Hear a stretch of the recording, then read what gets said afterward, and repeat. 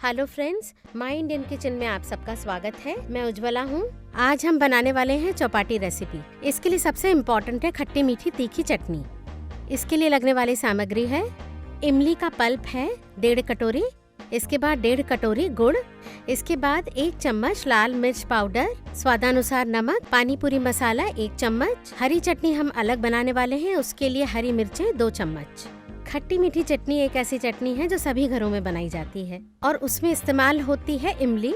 इमली 2 तरह की होती है, एक लाल होती है और एक काली होती है। लाल इमली में पल्प कम होता है और काली इमली में ज्यादा होता है, लेकिन लाल इमली का टेस्ट काली इमली के बनिस्बत अच्छा होता है। आपको थिकनेस और टेस्ट दोनों मेंटेन करने के लिए दोनों तरह की इमलियों का इस्तेमाल करना होगा। इस तरह से मैं यहाँ पर दोनों इमलियाँ इस्तेमाल करने वाली हूँ, काली और लाल। यहाँ पर मैंने लाल इमली ली है, आधे घंटे तक गर्म पानी में इसको भिगोया है। इसके बाद मिक्सी में इसका पल्प निकालेंगे। इसके बाद मैंने एक कढ़ाई ली है जिसमें मैंने तेल वगैरह कुछ नहीं डाला है। गैस पे कढ़ाई रखनी है और इमली का पल्प डालना है। इस बात का ख्याल रखें कि इमली पहले पानी में भिगोएं, उसके बाद ही उसका पल्प निकालें। या आप थोड़ा कम गुड़ भी ले सकते हैं अगर चाहें तो, मतलब अगर 1 कटोरी पल्प लिया है आपने तो 1.5 कटोरी गुड़ काफी होगा। हम इमली को नहीं गिन सकते हैं, मतलब पहले इमली आप भिगोएं, उसका फिर पल्प निकालें और फिर उसके हिसाब से आप गुड़ डालें जैसा आप चाहते हैं। इसी हिसाब से इसका अनुपात होता है। मैंने कढ़ाई रख दी है, अब मैं इसमें गुड़ डाल रही हूँ।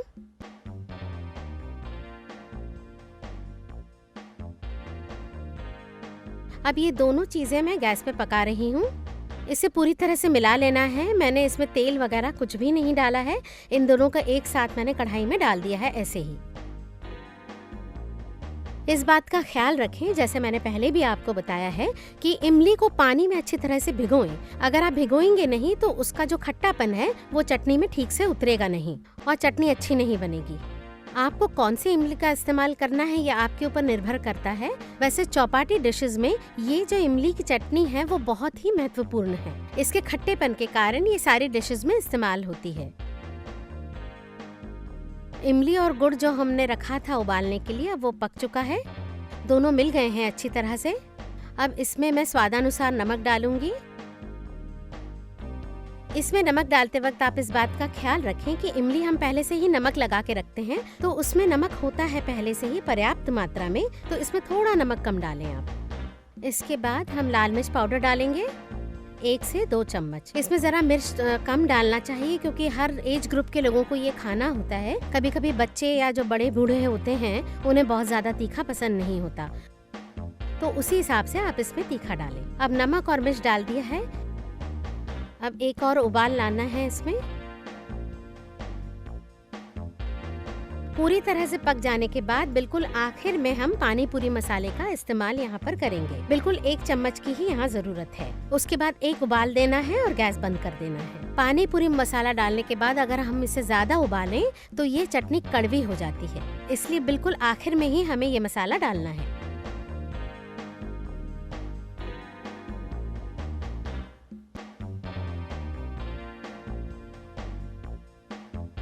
अब मैं इसमें पानी पूरी मसाला डाल रही हूँ 1 चम्मच।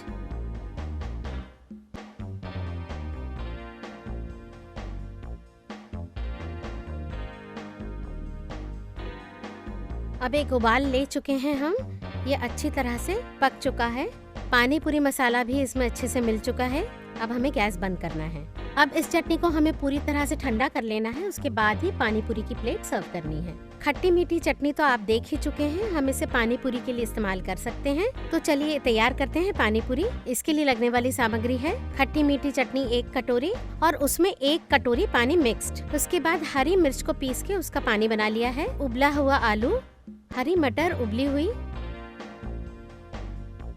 तैयार बूंदी पानी में भीगी हुई और चीज, और पानी पूरी के लिए पूरियाँ। चटनी हम बना ही चुके हैं और पानी पूरी की सामग्री भी देख चुके हैं।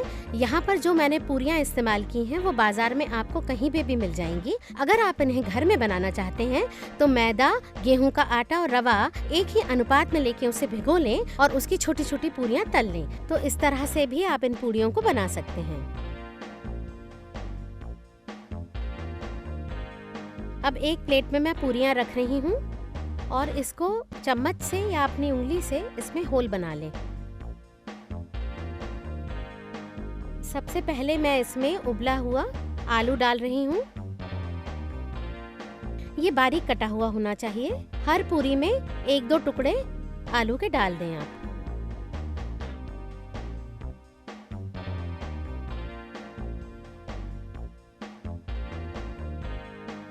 इसके बाद मटर डाल रही हूँ, हरी उबली हुई मटर। इसके अलावा आप अंकुरित अनाज जो होता है जैसे मूंग वगैरह, उसका भी इस्तेमाल कर सकते हैं मटर की जगह। अब इसके बाद मैं इसमें खट्टी मीठी चटनी डाल रही हूँ। जो खट्टी मीठी चटनी हमने बनाई थी उसको 1 कटोरी लेकर उसमें 1 कटोरी पानी मिलाकर मैंने ये मिश्रण तैयार किया है। इस तरह से इसको पतला कर लेना है।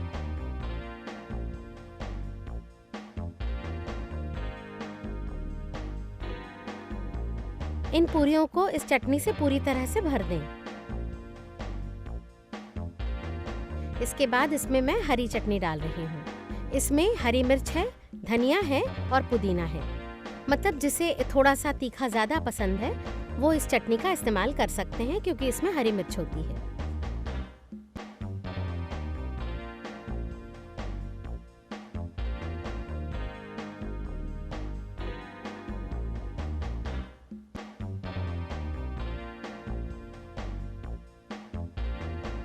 आप बूंदी का भी इस्तेमाल कर सकते हैं, बहुत लोगों को ये भी पसंद होता है। तो मैं इसमें बूंदी डाल रही हूँ और थोड़ा सा आलू के टुकड़े।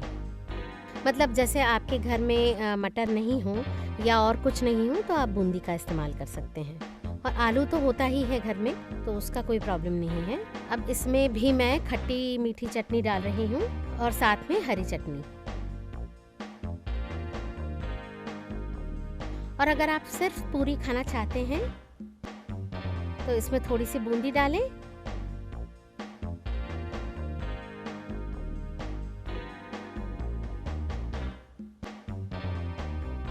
और चीज़।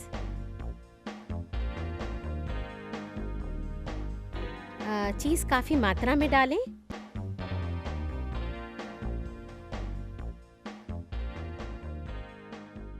तो लीजिए तैयार है पानी पूरी प्लेट।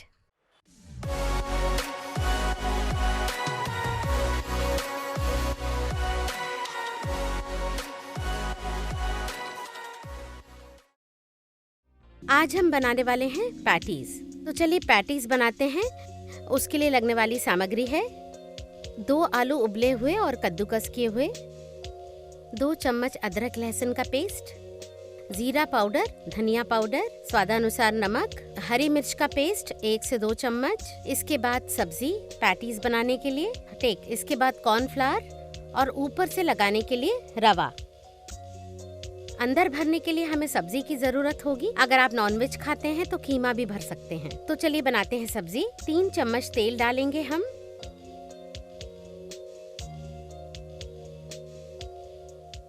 तेल गरम होने के बाद हमें इसमें जीरा, राई और कड़ी पत्ता डालना है। इसके बाद हमें 2 प्याज डालना है और उसे अच्छी तरह से भून लेना है। उसके साथ ही नमक, हल्दी और अदरक लहसुन का पेस्ट डालना है। इस सब्जी का इस्तेमाल आप समोसे बनाते वक्त भी कर सकते हैं। मतलब समोसे में जो सब्जी भरी जाती है उसमें भी इस सब्जी का इस्तेमाल अच्छे से हो सकता है। अगर आप पसंद करें तो इसमें आप मटर भी डाल सकते हैं और जैसे गाजर है या पत्ता गोभी है, इसका भी इस्तेमाल आप कर सकते हैं। इस सब्जी के आप कटलेट भी बना सकते हैं और पैटीज तो हम बना ही रहे हैं। चलिए बनाते हैं। तेल गरम हो चुका है। जीरा, राई और कड़ी पत्ते मैं डाल रही हूँ। जीरा और राई अच्छी तरह से तड़कना चाहिए।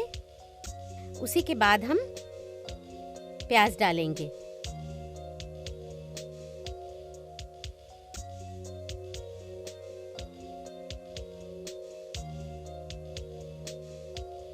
प्याज हमें गोल्डन ब्राउन नहीं करना है, थोड़ा सा सफेद ही रहे तो अच्छा है। प्याज के साथ ही हम नमक डालेंगे स्वादानुसार। इसके बाद हल्दी 1/4 चम्मच। इसके बाद अदरक लहसुन पेस्ट 1 से 2 चम्मच और हरी मिर्च पेस्ट 1 चम्मच।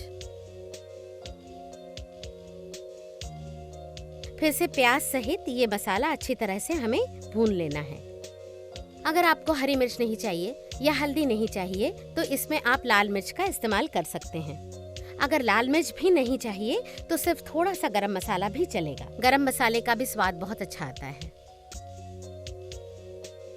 अब प्याज अच्छी तरह से भुन गया है। इसके बाद हम इसमें आलू डालेंगे, उबला हुआ, और हरी मटर।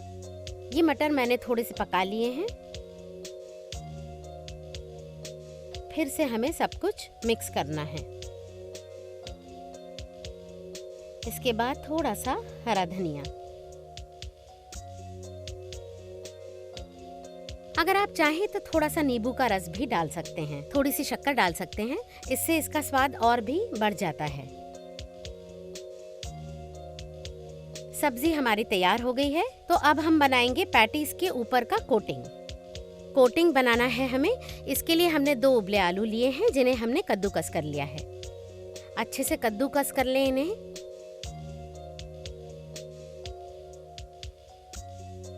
इसमें स्वादानुसार नमक डालना है।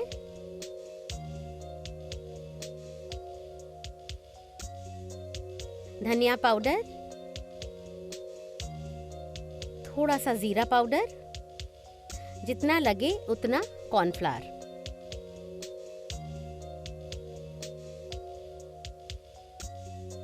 इसका अच्छे से एक पेड़ा बन जाए इतना इसमें कॉर्नफ्लावर हम डालेंगे। देखिए अच्छे से ये गोला तैयार हो चुका है।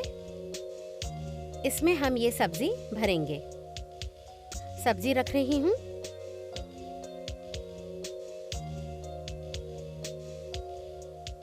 पूरी तरह से इसे बंद कर लेना है। कॉर्नफ्लावर एक बाइंडिंग एजेंट का काम करता है, जिससे ये पैटी जो है अच्छे से बंध जाती है, मतलब कोई छेद नहीं रहता। अच्छे से पैटी बन चुकी है। थोड़ा सा रवा लेंगे प्लेट में। अच्छे से इसको रवे में लपेट लेंगे। हर तरफ रवा लग जाना चाहिए और डायरेक्टली हम इसे तल लेंगे। तलने के लिए हमने गैस पर कढ़ाई रखी है और तेल भी गरम हो चुका है। तेल बहुत ज्यादा गरम नहीं करना है, बिल्कुल थोड़ा सा मीडियम गरम करना है। उसके बाद उसमें पैटी डालिए। इसी तरह से हमें सारे पैटीज बना लेने हैं।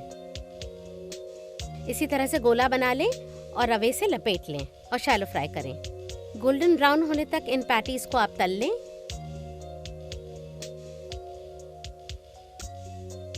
इन्हें आप हमेशा टिश्यू पेपर पे ही निकालें, जिससे पूरा का पूरा तेल ये सोख लेता है। इसी तरह से सारे पैटीज मेरे बन चुके हैं। अब आप इन्हें टोमेटो केचप के साथ सर्व कर सकते हैं।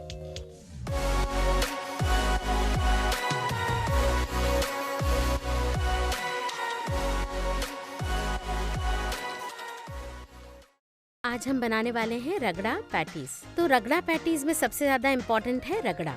तो चलिए देखते हैं इसकी रेसिपी और सामग्री है। सफेद मटर लिए हैं जो हमने 6 से 7 घंटे भिगो लिए हैं और कुकर में 3 सीटियां दी हैं। बारीक कटी हुई प्याज ली है 2, बारीक कटा हुआ टमाटर 2, बारीक कटा हुआ धनिया 2 चम्मच, इसके बाद लाल मिर्च पाउडर 2 चम्मच, प्याज लहसुन चटनी 2 चम्मच, स्वादानुसार नमक, चाट मसाला 1 चम्मच, अदरक लहसुन पेस्ट 2 चम्मच और बनाने के लिए तेल, 2 उबले हुए आलू बारीक कटे हुए। रगड़े के लिए सबसे ज्यादा इम्पोर्टेंट है मटर। अगर आपके पास सफेद मटर हैं तो ये रगड़ा बहुत अच्छा बनता है। तो सफेद मटर को हमें 6 से 7 घंटे पानी में भिगो के रखना है। उसके बाद कुकर में 3 सीटी होने तक पकाना है, इससे वो अच्छे से पकेगा। तो चलिए रगड़ा बनाते हैं। इसके लिए गैस पर कढ़ाई रखते हैं।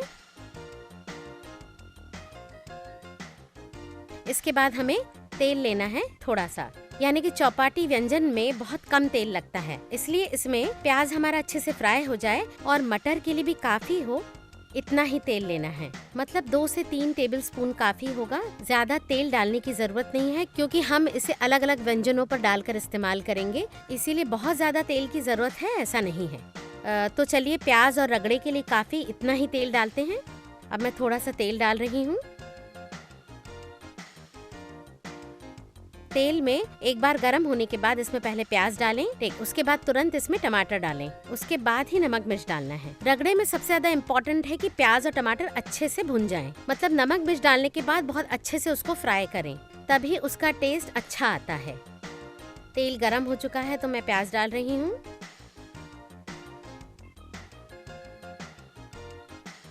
रगड़े के लिए पहले प्याज डालना पड़ता है, उसके बाद टमाटर।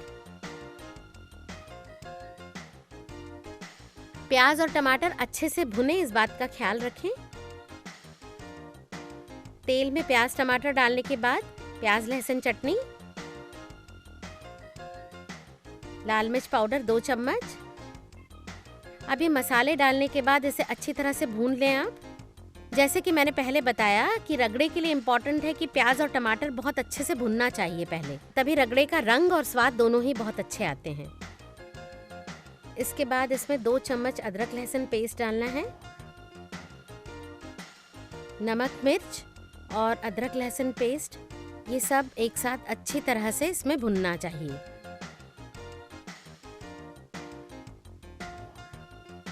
स्वादानुसार नमक डालें इसमें आप। मटर हमने अच्छे से भिगो लिए हैं, इसके बाद हमने इसे अच्छे से पका लिया है। अब इसमें मटर डालिए। अब ये मसाला और मटर है दोनों अच्छे से भून लें आप। हमने उसे अच्छे से पहले ही पका लिया है, लेकिन फिर से एक बार इसे मसाले के साथ भूनें। मिर्च की वजह से अच्छा कलर आया है इसमें। इसके बाद हमें पानी डालना है, ये सब डूब जाए इतना। पानी की वजह से क्या होगा, पूरे मसाले के साथ अच्छी तरह से मिलेगा।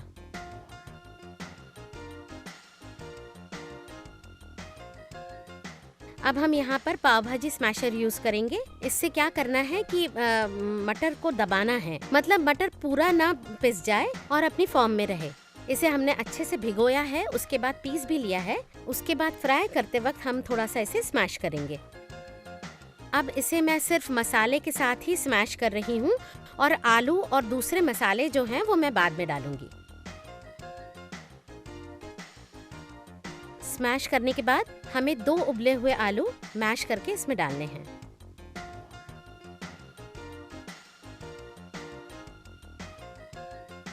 नमक मिर्च हम ऑलरेडी डाल चुके हैं और अब सिर्फ रह गया है चाट मसाला। चाट मसाला 1 चम्मच। अगर आपको अच्छा लगे तो आप धनिया जीरा पाउडर भी डाल सकते हैं। धनिया पाउडर 1 चम्मच और आधी चम्मच जीरा पाउडर। इसके बाद इसे 1-2 उबाल देने हैं। इसके बाद सबसे बाद में हमें धनिया डालना है। इसके बाद फिर से हमें मटर में, मतलब सब्जी डूबे इतना पानी डालना है, क्योंकि क्या है, रगड़ा जो थोड़ा सा मतलब पतला भी नहीं होता और बहुत गाढ़ा भी नहीं होता।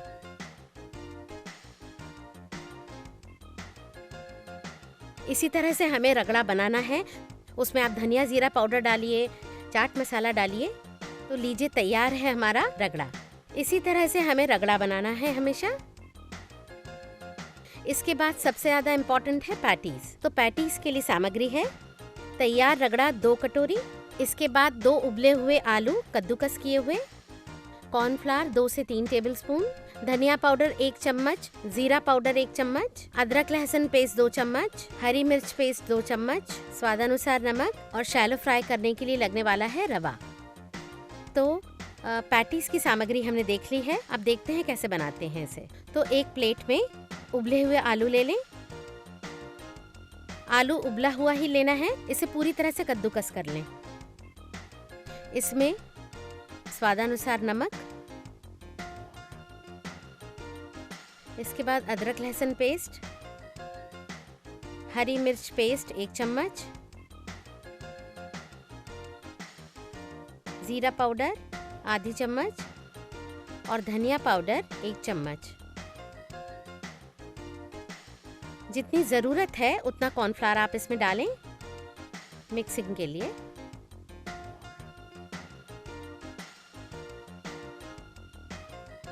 उसके बाद ये आलू इन मसालों के साथ मिक्स कर लीजिए।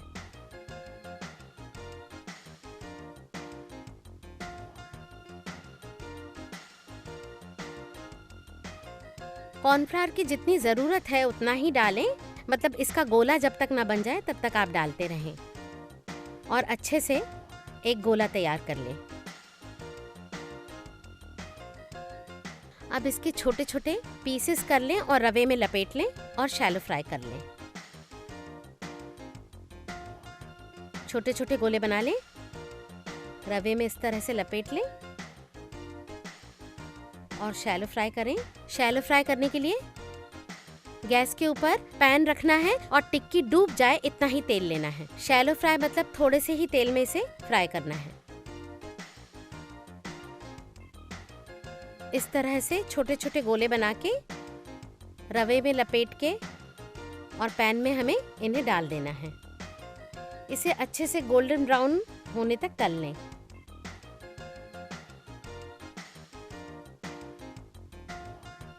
ये पैटीज दोनों तरफ से सुनहरे हो जाने चाहिए।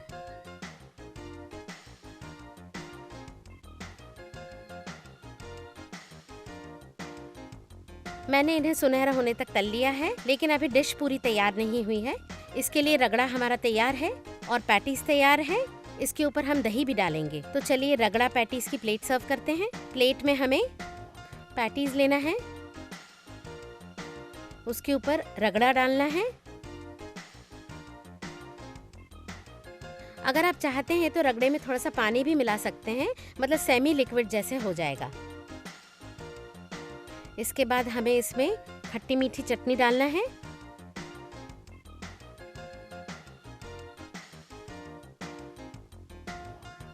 जो हमने इमली और गुड़ की चटनी बनाई थी वही।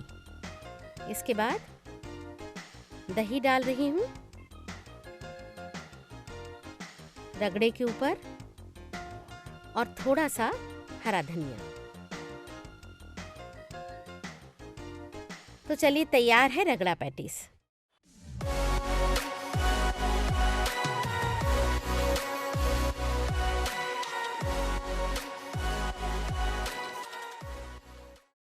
आज हम बनाने वाले हैं रगड़ा। आप तो जानते ही हैं कि चौपाटी डिशेस में रगड़ा बहुत इम्पोर्टेंट होता है, क्योंकि रगड़े की वजह से ही हम रगड़ा पैटिस और अलग अलग तरह की चाट बना सकते हैं, जैसे समोसा चाट या कचौड़ी चाट या सादी चाट, उसके बाद कटोरी चाट। इसलिए जो रगड़ा होता है वो बेस होता है बहुत ही इम्पोर्टेंट। तो चलिए रगड़े के लिए देखते हैं सामग्री।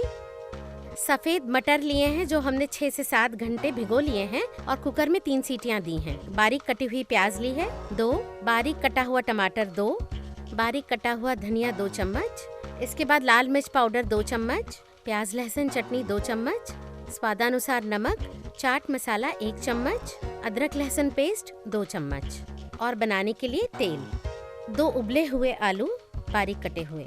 रगड़े के लिए सबसे ज्यादा इम्पोर्टेंट है मटर। अगर आपके पास सफेद मटर हैं तो ये रगड़ा बहुत अच्छा बनता है। तो सफेद मटर को हमें 6 से 7 घंटे पानी में भिगो के रखना है। उसके बाद कुकर में 3 सीटी होने तक पकाना है, इससे वो अच्छे से पकेगा। कहीं कहीं पर सफेद मटर है वो मिलते नहीं है और लोग जो है वो हरी मटर का इस्तेमाल करते हैं, लेकिन अगर आपने सफेद मटर का इस्तेमाल किया तो रगड़ा बहुत अच्छा बनता है और जो इसके साथ अलग अलग व्यंजन हम बनाते हैं वो भी बहुत अच्छे लगते हैं। तो सफेद जो मटर लिए हैं वो हमें 6 से 7 घंटे अच्छी तरह से भिगोने हैं और उसके बाद कुकर में 3 सीटियां देनी हैं, इससे अच्छे से पकेगा। तो चलिए देखते हैं। रगड़े के लिए गैस पर कढ़ाई रखेंगे।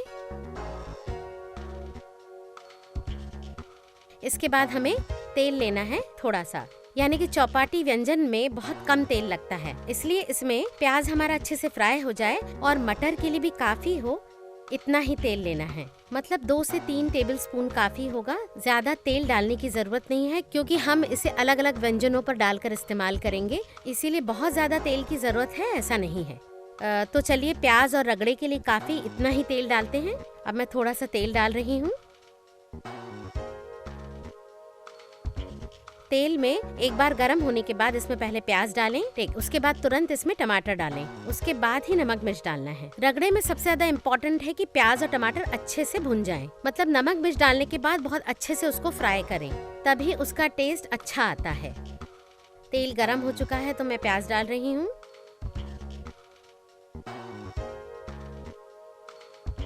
रगड़े के लिए पहले प्याज डालना पड़ता है, उसके बाद टमाटर। प्याज और टमाटर अच्छे से भुने, इस बात का ख्याल रखें। तेल में प्याज टमाटर डालने के बाद प्याज लहसुन चटनी, लाल मिर्च पाउडर 2 चम्मच। अब ये मसाले डालने के बाद इसे अच्छी तरह से भून लें आप। जैसे कि मैंने पहले बताया कि रगड़े के लिए इम्पोर्टेंट है कि प्याज और टमाटर बहुत अच्छे से भुनना चाहिए पहले, तभी रगड़े का रंग और स्वाद दोनों ही बहुत अच्छे आते हैं। इसके बाद इसमें 2 चम्मच अदरक लहसुन पेस्ट डालना है। नमक मिर्च और अदरक लहसुन पेस्ट, ये सब एक साथ अच्छी तरह से इसमें भुनना चाहिए। स्वादानुसार नमक डालें इसमें आप। पहले प्याज और टमाटर अच्छे से भून लेना है नमक और मिर्च के साथ, उसके बाद ही अदरक लहसुन पेस्ट डालनी है। उसके बाद सब कुछ साथ में भूनना है। बहुत अच्छे से इसे भूनें, क्योंकि पहले टमाटर थोड़ा सा कड़क होता है, वो बिल्कुल सॉफ्ट हो जाना चाहिए। सॉफ्ट हो जाए तो समझिए कि मसाला तैयार है। रगड़े के लिए सबसे इम्पोर्टेंट होता है मटर। ये मटर मैंने अच्छे से भिगा लिए हैं और उसे अच्छे से पका लिया है। ठीक से ये दबाने पे दब जाए इतना पका लें, 3 से 4 सीटियों तक। प्याज टमाटर सारे मसालों के साथ अच्छे से फ्राई हो गया है। अब इसके बाद हम मटर डालेंगे।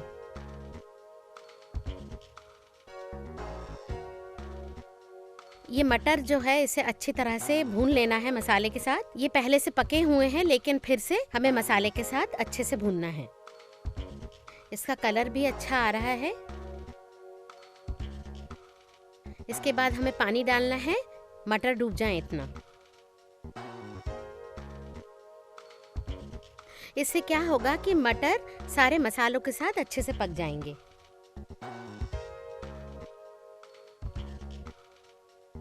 अब हम यहाँ पर पाव भाजी स्मैशर यूज करेंगे। इससे क्या करना है कि मटर को दबाना है, मतलब मटर पूरा ना पिस जाए और अपनी फॉर्म में रहे। इसे हमने अच्छे से भिगोया है, उसके बाद पीस भी लिया है।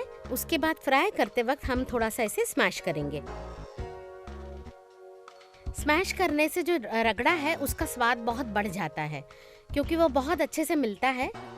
और इसे आधा अधूरा ऐसे कूट लेना है स्मैशर से। अब इसे मैं सिर्फ मसाले के साथ ही स्मैश कर रही हूँ, और आलू और दूसरे मसाले जो हैं वो मैं बाद में डालूंगी। स्मैश करने के बाद हमें 2 उबले हुए आलू इसमें डालने हैं।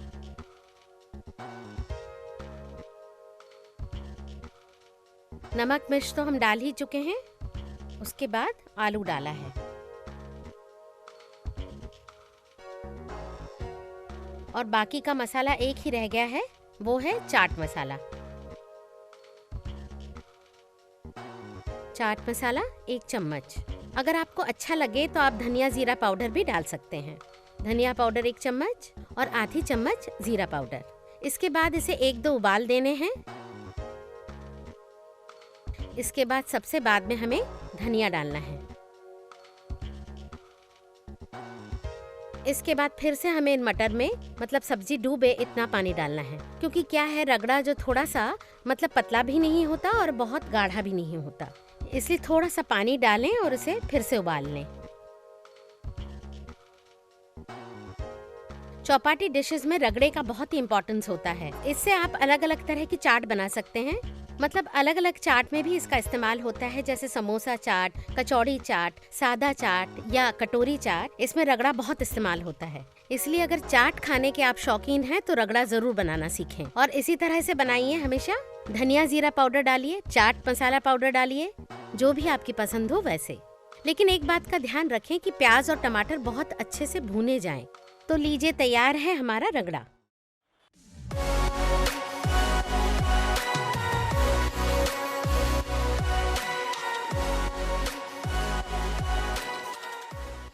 आज हम बनाने वाले हैं सेव पूरी। सेव पूरी एक ऐसी चीज है जो हर वर्ग के लोगों को पसंद आती है, बड़े हों या छोटे हों सभी पसंद करते हैं। तो चलिए बनाते हैं सेव पूरी। और उसके लिए लगने वाली सामग्री है, सबसे पहले बनाएंगे खट्टी मीठी चटनी।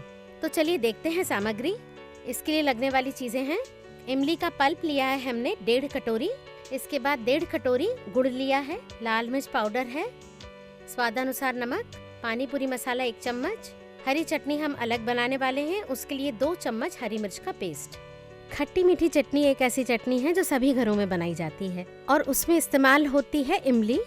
इमली दो तरह की होती है, एक लाल होती है और एक काली होती है। लाल इमली में पल्प कम होता है और काली इमली में ज्यादा होता है, लेकिन लाल इमली का टेस्ट काली इमली के बनिस्बत अच्छा होता है। आपको थिकनेस और टेस्ट दोनों मेंटेन करने के लिए दोनों तरह की इमलियों का इस्तेमाल करना होगा। इस तरह से मैं यहाँ पर दोनों इमलियाँ इस्तेमाल करने वाली हूँ, काली और लाल।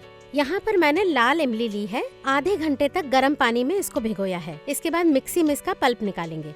इसके बाद मैंने एक कढ़ाई ली है जिसमें मैंने तेल वगैरह कुछ नहीं डाला है। गैस पे कढ़ाई रखनी है और इमली का पल्प डालना है। इस बात का ख्याल रखें कि इमली पहले पानी में भिगोएं, उसके बाद ही उसका पल्प निकालें। या आप थोड़ा कम गुड़ भी ले सकते हैं अगर चाहें तो। मतलब अगर 1 कटोरी पल्प लिया है आपने तो 1.5 कटोरी गुड़ काफी होगा।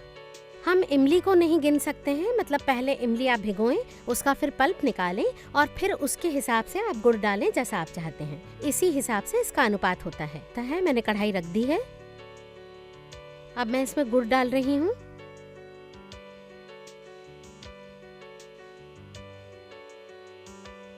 अब ये दोनों चीजें मैं गैस पे पका रही हूँ। इसे पूरी तरह से मिला लेना है। मैंने इसमें तेल वगैरह कुछ भी नहीं डाला है। इन दोनों को कढ़ाई में मैंने एक साथ डाल दिया है, ऐसे ही। इस बात का ख्याल रखें, जैसे मैंने पहले भी आपको बताया है, कि इमली को पानी में अच्छी तरह से भिगोएं। अगर आप भिगोएंगे नहीं तो उसका जो खट्टापन है वो चटनी में ठीक से उतरेगा नहीं और चटनी अच्छी नहीं बनेगी। आपको कौन सी इमली का इस्तेमाल करना है ये आपके ऊपर निर्भर करता है। वैसे चौपाटी डिशेस में ये जो इमली की चटनी है वो बहुत ही महत्वपूर्ण है। इसके खट्टेपन के कारण ये सारी डिशेस में इस्तेमाल होती है। इमली और गुड़ जो हमने रखा था उबालने के लिए, अब वो पक चुका है। दोनों मिल गए हैं अच्छी तरह से। अब इसमें मैं स्वादानुसार नमक डालूंगी। इसमें नमक डालते वक्त आप इस बात का ख्याल रखें कि इमली हम पहले से ही नमक लगा के रखते हैं, तो उसमें नमक होता है पहले से ही पर्याप्त मात्रा में, तो इसमें थोड़ा नमक कम डालें आप। इसके बाद हम लाल मिर्च पाउडर डालेंगे, 1 से 2 चम्मच। इसमें जरा मिर्च कम डालना चाहिए क्योंकि हर एज ग्रुप के लोगों को ये खाना होता है। कभी कभी बच्चे या जो बड़े बूढ़े होते हैं उन्हें बहुत ज्यादा तीखा पसंद नहीं होता, तो उसी हिसाब से आप इसमें तीखा डालें। अब नमक और मिर्च डाल दिया है।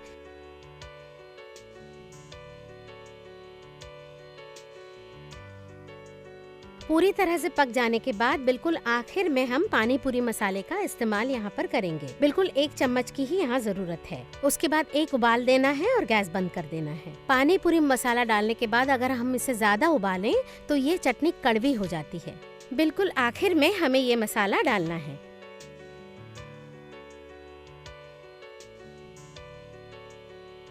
अब मैं इसमें पानी पूरी मसाला डाल रही हूँ, 1 चम्मच।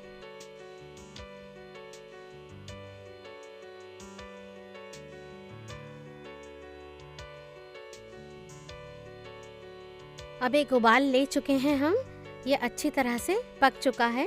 पानी पूरी मसाला भी इसमें अच्छे से मिल चुका है। अब हमें गैस बंद करना है। खट्टी मीठी चटनी हम बना ही चुके हैं। अब हमें करना है शेव पूरी की प्लेट तैयार। उसके लिए लगने वाली सामग्री है, बारीक कटी हुई प्याज लगने वाली हैं 2 उबले हुए आलू लगने वाले हैं बारीक कटे हुए, 2 टमाटर बारीक कटे हुए। इसके बाद बारीक सेव लगेगी आधी कटोरी, बारीक कटी हुई धनिया चाहिए, 2 चम्मच दही लगेगी। इसके बाद खट्टी मीठी चटनी लगेगी जिसमें मैंने थोड़ा पानी डाला है। इसके बाद हरी चटनी जिसमें धनिया, पुदीना और हरी मिर्च डाली हुई है। सेव पूरी बनाने के लिए पूड़ियाँ।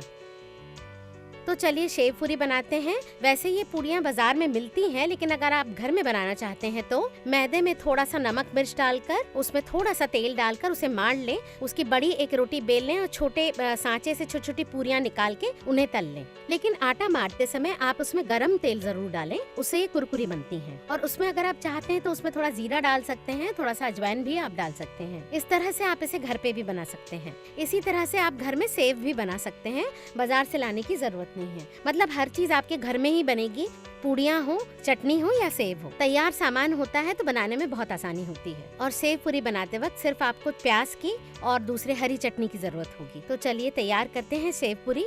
सबसे पहले हम इसमें पूरियाँ बिछा लेंगे। ये पूरियाँ छोटी छोटी ही बनाएं आप।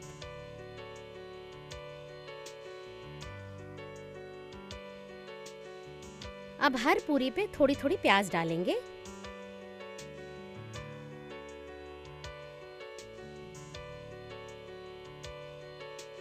सब में अलग अलग डालें अनुपात से। ये जो प्याज है वो प्लेट में ना गिरते हुए पूरी पर ही गिरनी चाहिए। प्याज डालने के बाद हमें थोड़ा सा उबला हुआ आलू डालना है। हर एक पूरी में ये अनुपात से डालिए, क्योंकि खाते वक्त एट ए टाइम आप एक पूरी खाएंगे, उसको तोड़ के नहीं खा सकते हैं, इसलिए सारे स्वाद एक साथ आपके मुंह में आने चाहिए। अब मैं बारीक कटा हुआ टमाटर डाल रही हूँ।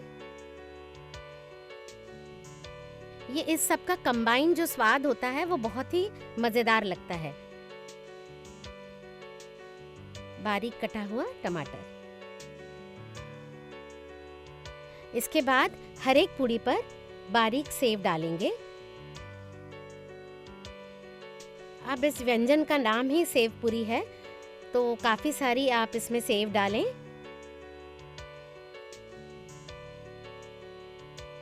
इसके बाद हरा धनिया डालना है थोड़ा सा।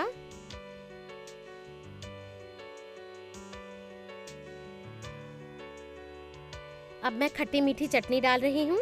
इसमें मैंने थोड़ा सा पानी डाला है।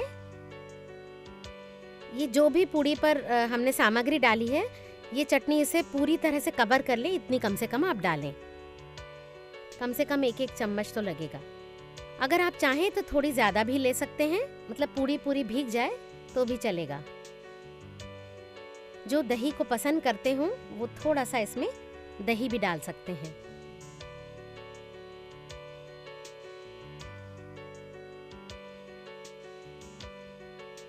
तो लीजिए, तैयार है हमारी सेव पूरी। मैं क्या करने वाली हूँ तो मैं इसे टेस्ट करने वाली हूँ, और आप क्या करेंगे तो आप इसे ट्राई करें।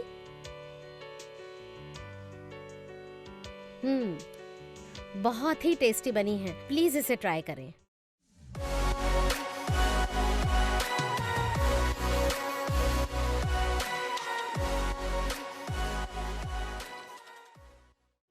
ये रेसिपी और ये वीडियो अगर आपको पसंद आया हो तो आप अपने फ्रेंड्स के साथ या अपने सर्कल में इसे शेयर करें या लाइक करें। इसके अलावा आपको और भी ज़्यादा टिप्स चाहिए या आपको और भी बहुत सारी रेसिपीज चाहिए तो आप हमारे कमेंट्स बॉक्स में अपने कमेंट्स डाल सकते हैं। तो और भी रेसिपीज देखने के लिए देखते रहिए माय इंडियन किचन।